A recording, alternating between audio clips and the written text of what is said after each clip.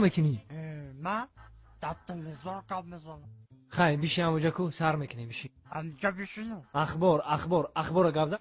پولت اینمونم. السلام علیکم تماشاگران عزتمند. اینک برنامه تلویزیونی اخبار است رسانه‌ای توسط به شما میستر کلی.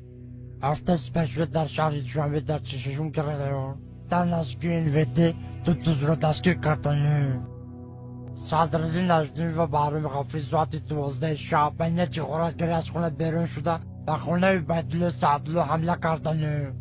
عبیدالله سعدلو در حالت مست خواب بوده. از کاسه عبیدالله سعدلو 180 درم، از درون شیفانیر عبیدالله سعدلو چیزهای قیمت بها، تو فیلم میکا، تو پرکالو، تو پچکا چای، تو پرنسکی و دو ترکانی خونه را زیر کرده گریختند.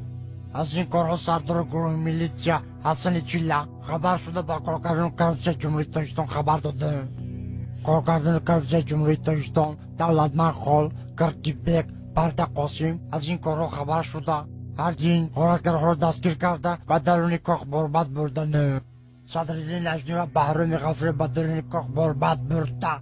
صدراعظم نجمیدین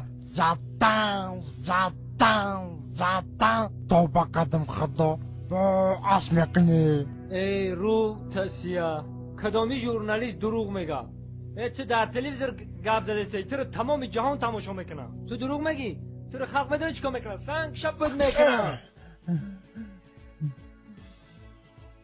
نخود ژورنالیست دروغ بگه. چه نرو بزنی؟ تو فالبینی دروغ گفته استی.